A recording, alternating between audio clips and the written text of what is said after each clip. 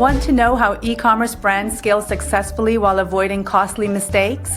Chase Clymer, co-founder of Electric Eye Agency and host of the Honest eCommerce podcast, has spent years helping brands optimize their Shopify stores and grow revenue.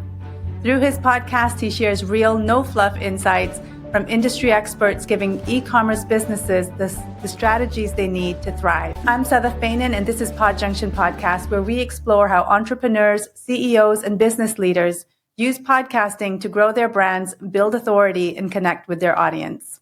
Chase, welcome to the show. Thanks for having me. I'm excited to be here. Thank you. It's our pleasure. Chase, you've built a successful agency helping e-commerce brands grow. And your podcast, Honest eCommerce, has become a go-to resource for founders who are looking for real, actionable insights. So let's start with the big picture. Why did you start the podcast, and how does it fit into Electric Eye's overall growth strategy? Great question. I started it because Andrew told me to. Andrew is our project manager. So this was over 7 years ago. And basically I didn't like writing back then. As I've matured, I've gotten a lot better at writing. And now I like the challenge of it now, which is good. But back then I just detested it. And so when we went into this agency, we knew that like there was some sort of like we had to make content. And so that like kind of defaulted to we had to make blogs, right? And it was always the last thing that anyone would do. And so podcasting was still relatively new back then, but like still I knew of a lot of people in the space that had one. And I was like, oh, I don't want to just do another podcast. And he was like, well, you're not writing blogs and I know you'll talk. So let's just try it for a while, see what happens. So we just started it, and there was no real differentiation between our podcast and anything else. There was no real strategy behind who the guests would be or what the topics would be. Honestly, the first couple dozen episodes were just, us winging it and figuring it out. But we never stopped. I think we put out an episode almost every week since, missed maybe one or two in the last 7 years. Wow. But it's, have to thank Andrew. That's great. I love how you've just kind of decided that you need to create content. Here's a better way to do it than blogs because it comes easier to you, and you've just tried it out and seen where it goes. And 7 years later, here you are. I love that.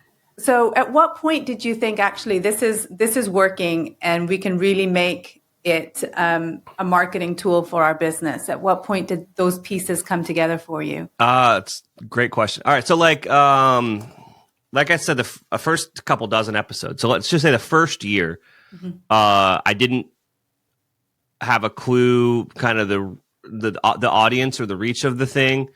And so maybe around about a year before the pandemic, I started like playing around with the idea of like, oh, like maybe we could get podcast sponsors for this.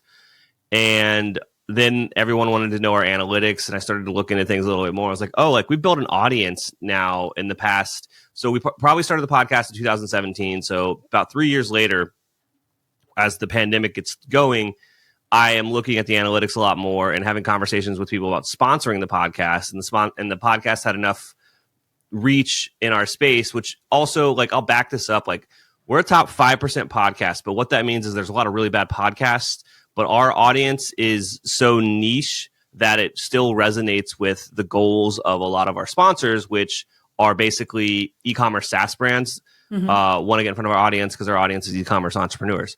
But so around the pandemic, I realized that, well, if these sponsors are interested in this show, like, what else can we do with this show? And so before that, I had no rhyme or reason around who would be on the show. We had no outreach strategy about how to get guests on the show. It was still kind of just flying by the seat of our pants with no real strategy. But once we realized that people wanted to pay to advertise on the show, we started to think about like, well, what else about the show is like, are we not thinking about the right way? And that's when the strategy really started to come into place. Okay, so that's about 3 years in, you said, right? Mm-hmm. Okay, so up until that point, then, how was it navigating? I was just recording episodes and publishing them and ignoring it. Just doing nothing, just putting in the work, becoming a better interviewer for sure. Yeah. Learning how to read off a teleprompter, which is one of my favorite skills I've ever learned. It just came in handy last week at a conference. So that was, but it was just, honestly, it was putting in the work and just building kind of this backlog of episodes. And as I alluded to earlier, there's a lot of people in the space that had podcasts, and in those 3-4 years, a lot of those people stopped existing. And so the first, I think, thing about this is podcast is almost akin to SEO. It is a long game, and it is about consistency more than anything. You said about like upskilling in using the teleprompter. Tell me about that. What was that process like? Reading intros for my guests and their bios, and then also reading ads. I remember ad reads used to take me, like, I would be frustrated, sit down, and I'd be kind of goofing over the read and adding in ums and whats and just not being good at it. But now I'm doing ad reads in like one take, and then I'll just do another one just in case that Jared, my editor, wants it. Yeah. No, it's so true what you just said about consistency, even in things like using the teleprompter, isn't it? Like, the more you do it, the more natural it becomes, as it is with all parts of. Yeah, now it's just second nature, and it's super easy to do. Yeah. Same with honestly just hosting and doing podcasting in general. I've done, between being a guest on other shows and our shows, I easily over 500 interviews either way, and so just that, I think I'm approaching 10,000 hours in podcasting. I'm going to get to that expert status soon. That's pretty amazing. I love that. So you were saying that it was, you didn't have a strategy for the first little while, first 3 years, and then you started seeing the benefit of, or the, not the benefit, the necessity for it in order to start getting the sponsors in. So what was that, like, going from no strategy to creating a strategy? What did that look like for you, that process? Yeah. All right. So first and foremost, you can probably get sponsors for your shows, but it's not going to be a moneymaker unless like you're building a media company and like this is your main thing, right? So you got to remember, like, my main thing is building and optimizing Shopify experiences for brands. That's what my agency does really well, and that's where like my skill set lies, is like is strategizing behind those types of projects. So once we started to really look at the podcast as, a tool for the agency and not just like the vehicle in which we were creating content, we started to do a few things differently. Most notably is we started to really refine and go after the audience. Like, the brands that we are interviewing are basically our ideal client on the show. So before that, that was not the case. We were just happy to get anybody on the show. These days, we are going after brands that we could see working with our agency, Electric Eye. And so oftentimes, these are larger brands. These are e-commerce first brands. These are brands that, like historically they were on Shopify, but now we do a whole lot of migrations. So now we're going after a lot of migration. Like, so, I'm going after brands where I can already see what the project would be and like what the conversation potentially could be afterwards. And now it's not a hard sell. It's more about increasing your surface luck area and building genuine relationships with these brands, as it is like, a hard and fast like lead gen strategy, but it does open doors a lot quicker than your typical cold outreach approach. So there's only 52 or 56 weeks in the year. I don't know math, but that's the amount of brands that you're going to be meeting within a year. So we don't do any interviews on the main feed that aren't brands that we could see ourselves working with, right? So that was one major shift, is like we pushed all extra interviews, be it with the SaaS apps that we're partnered with or other agencies that we're friendly with or freelancers or just subject matter experts. We pushed all of those off the main feed and into bonus episodes. And we release those kind of every other week, and usually have a backlog of those as well. But the main feed is specifically, strategically brands that we could see ourselves working with. And then, so knowing who we want on the show, we had then adopted an outreach strategy. So we are emailing about 100 brands and reaching out on LinkedIn weekly. And I've got an assistant that helps me, and that's his entire job is to do that for us weekly. It's not his entire job. He's got other clients, but that, like, for us, that's what he's doing. So we have a specific outreach strategy around being a guest on the podcast.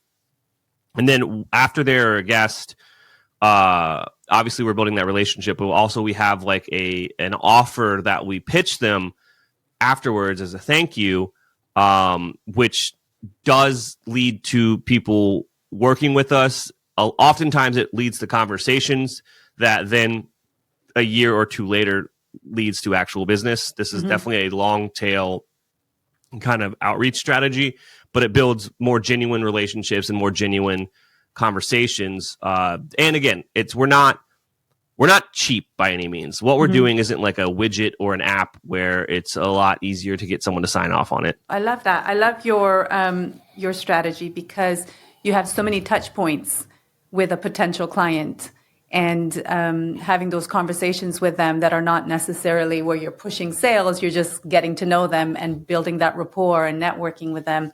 That's brilliant. Have you seen a lot of direct business growth come from that, whether it's with clients or partnerships or just networking, like authority building from the podcast? Yeah, all of the above. A podcast is going to be, if done right and consistently, it will be one of the most valuable tools within your business. So to all of the things you just said, we've had people work with us because they had listened to the podcast for years. We are a better partner to all of our partners, but I can feature, like, for example, we have a partner that's going to announce a big feature set soon, and we'll feature them on the podcast. We'll do a bonus episode with them, and we'll talk about that thing, get them in front of our audience. That's super helpful to them. It gets more eyes on their kind of marketing around that new thing that they're releasing, makes us a great partner, right? Then they like us more. Also, as far as authority building goes, the podcast has gotten me to moderate panels. It's gotten me on stage. I was just at eTail last week moderating a panel about CRO. Gets me into conferences because, we do have quite a bit of reach. At those conferences, I use it to meet people.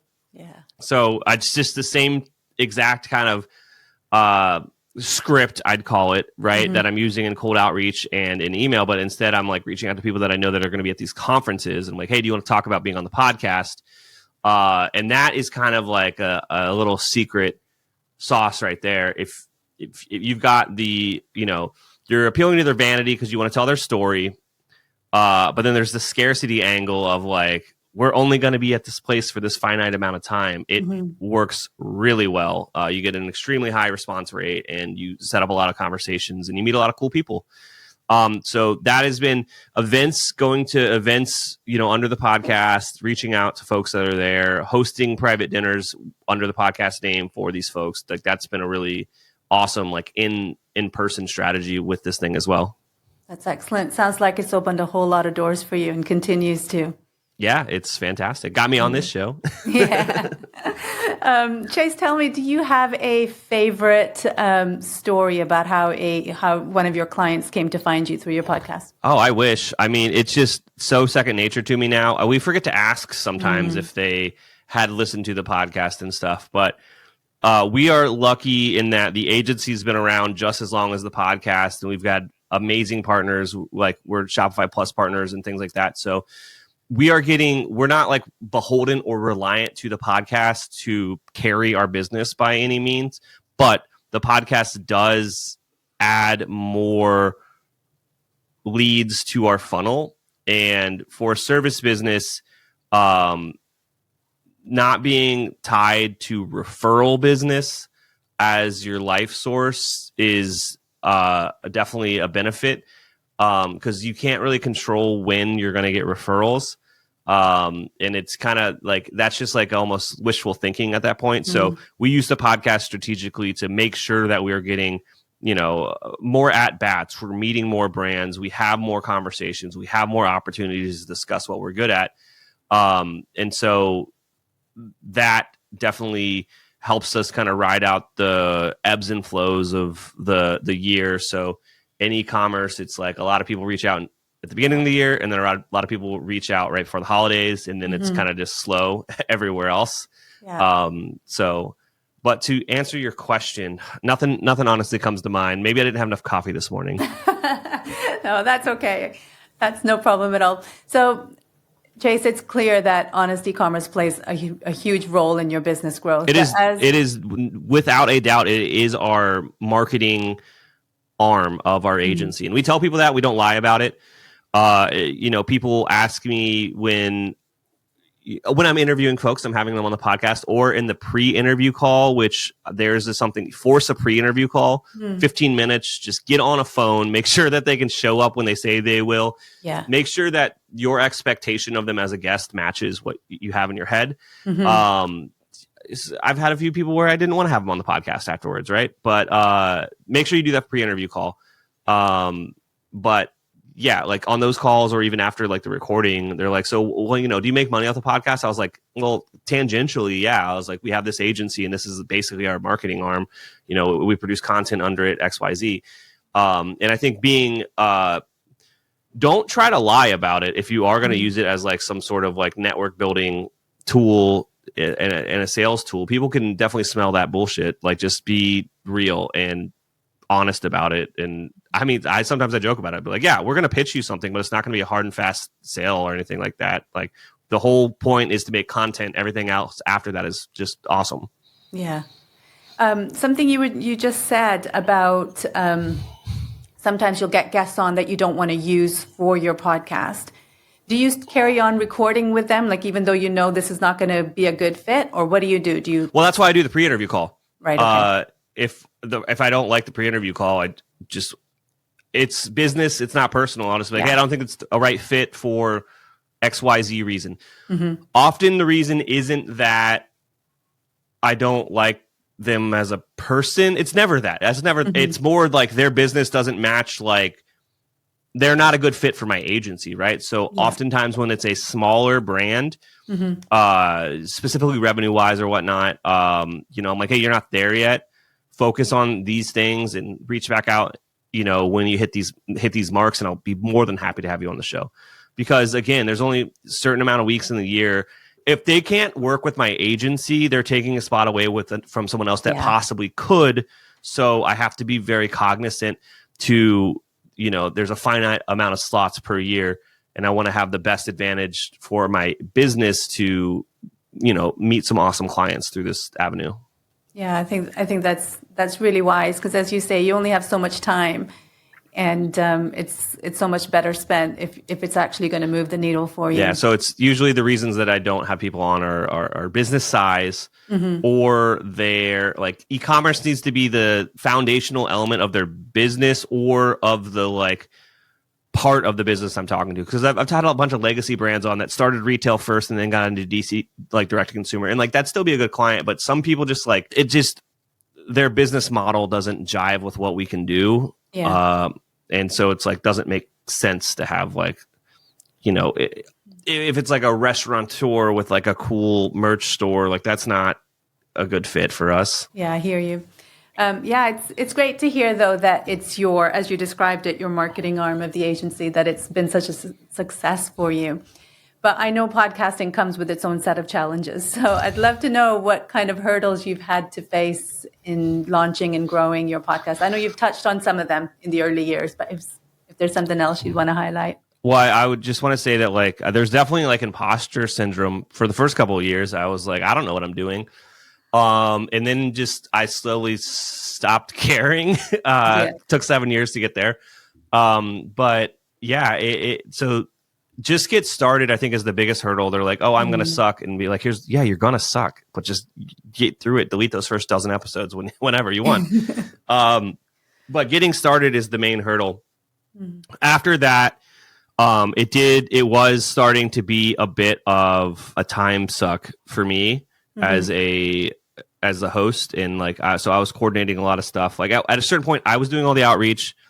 I was doing all of the interviews. I was doing all the pre-interviews. I was writing the emails. I was doing a lot. So over the years, we have built a team that helps me do all of it.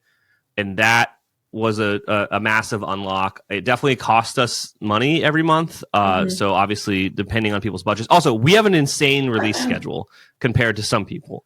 Like we're doing 6 episodes a month compared to some people are doing like 1, right? Yeah. So that's why I need a team to help me. Yeah.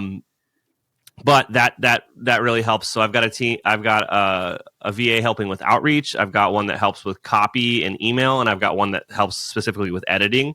And so these days, all I'm doing is the pre-interviews and then doing the actual interview, and everything else happens magically for me. But magically for money is the key there. It's not free. Yeah. That was an awesome thing to unlock because it allowed me to get back.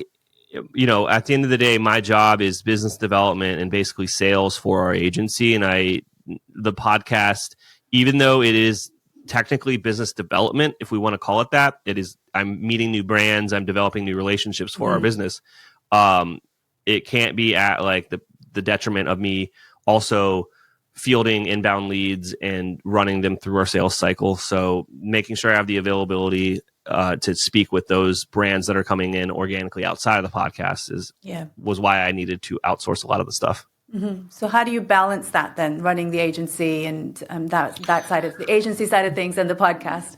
I only have 4 available slots to record a podcast a week. Okay. And it's only a half hour. The podcast is only like a half hour slot with people. So basically I have 2 hours set aside a week to record. And then like the pre-interviews only take 15 minutes and they're not that bad. Yeah. So it's, a less than 20% of the, if it's like maxed out, which it never is anymore, it's like less than 20% of my time a week. Okay. Yeah. As you were saying too, you kind of get to this point where the imposter syndrome goes away and it just becomes second nature. So you do get into this rhythm, don't you? Oh yeah. Like I don't need to spend a lot of time beforehand doing any prep work. I've got their onboarding form and their pre-interview stuff, and I already know what we're going to talk about before we get on there, especially with like most of the time I'm interviewing brand founders, and that story arc is in my head. It's burned into my head. I know exactly what the questions are going to be, what the route of the conversation is going to be. And so those it's getting to the point where at conferences I meet new people. I'll be like, do you just want to go over here for 20 minutes and do a podcast real quick? Nice. Like, I don't need any prep work. That's amazing. So you have a go bag then? Oh yeah. So we got a new camera. It's over here. It's just out of frame. So I've got the whole same setup that I have here that now I've got on mobile. So we've got a whole mobile audio setup and a whole mobile video setup. And I recorded 6 episodes on location at eTail last week. And that's super fun because it allows me to get a couple of them in the bag so then I can go on vacation and ignore it for a while. Yeah, no, that's excellent. I love the way you've strategized that. So has there been any unexpected lessons from what you've learned from podcasting? I think that the kind of with the cold outreach thing, I was always under the impression that cold outreach did not work. And it comes down to your offer and how you're like how you're positioning things. Our cold outreach works very well now. And I just that was definitely a lesson learned because it had never worked for me before. And then once you see it working, you're like, wow, like we wasted so much time not figuring this out. So it allows me to speak with a lot of awesome brands that I guess I was just not giving myself a chance to kind of do that just because I was scared to talk to people. Heck, I mean, we had a publicly traded company at our dinner last week just through a cold email. So it definitely works. Wow. Fantastic. Well done. Chase, I know that when you first started the podcast, it kind of just evolved into being. I'm interested to know if you've got, as your agency grows and evolves, do you have plans for the podcast to evolve alongside? What's next for that? Yeah. So me and my business partner were just talking about this recently because he's all in on the podcast as like a marketing tool for the agency at this point. So we are actually in the process of rebuilding the website, making sure that the content is extremely searchable and browsable through the website. The ultimate goal is to get the traffic up to a point where we can monetize it as a blog and actually have it start to make some passive income for the business, which I think is not possible for a startup, but for us with a backlog of 500 episodes with a bunch of backlinks and historical stuff, like it is something that we can probably do within the year. So that's something that we're looking forward to. And then obviously sponsors are still monetizing it. So that's super fun. Yeah, that's cool. So I'm interested to know what you think about the role podcasting will play in e-commerce and digital business strategies. I think that it's the same as blogging. It's content. You have to make content, but I think that you need a unique angle or people aren't going to find a reason to listen to it. I still think that ours could have a better, more unique angle, but we've done the same thing for so long. I think it's what people expect. So I don't want to throw them for a loop. But if you were, a startup e-commerce SaaS company, or if you're an e-commerce brand, if you can find an angle that lends podcasting to your brand, I think that you should go for it. Just look at a lot of these direct-to-consumer brands out there. You've got Hexclad, you've got Casper Mattresses, etc. They're sponsoring other people's podcasts when you could just build that audience yourself and advertise to them all the time.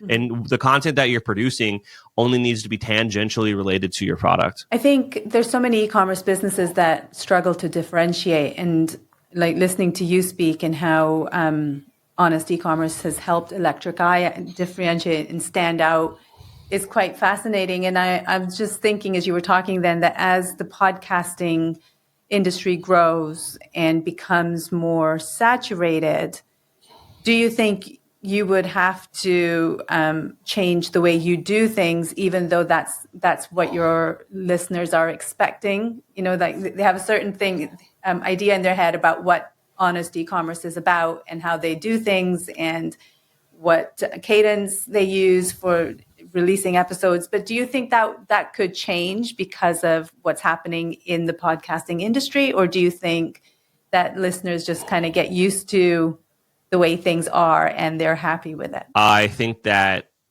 it definitely could change, and we are not against, pivoting and figuring something else out with it. But right now we've got an awesome kind of process that works for us. Yeah. So if it's not broke, don't fix it. It's our motto. Yeah, no, I like that. I hear what you're saying. I just thought, as you were talking, I was just thinking AI changes a lot of industries, and I just wondered what that would mean for podcasting. I think that AI, people give it way too much credit. Like it's only as smart as the person operating it, and it still doesn't have that creative element to it. And so if you're having like a real genuine conversation with somebody, the content that you make there is going to be infinitely better than whatever ChatGPT creates for you. Yeah, no, I agree. Chase, I'm conscious of time, but this has been so much fun digging into how you use podcasting as a medium to grow your business. Absolutely. Thank you so much for having me. I recommend everyone starting one. Yes, absolutely. Chase, before we go, where can people connect with you, learn more about Electric Eye, and of course, tune into Honest e-commerce podcast? Absolutely. For social media in the business world, I'm only using LinkedIn. Just search Chase Clymer. You'll find me there. Outside of that, the podcast is at honestecommerce.co. And then our agency is electriceye.io. If you're looking to migrate to Shopify, redesign your store, or you want to do some CRO stuff, that's what we're really good at. And for those tuning in, you'll find all the links and details in the description. Chase, thanks so much for joining me today and sharing your podcasting journey with us. Absolutely. Thanks for having me. And to everyone listening, if today's conversation has got you thinking about how podcasting could help you grow your business, I would love to talk. From Chase and from me, thanks for listening, and I'll see you next time.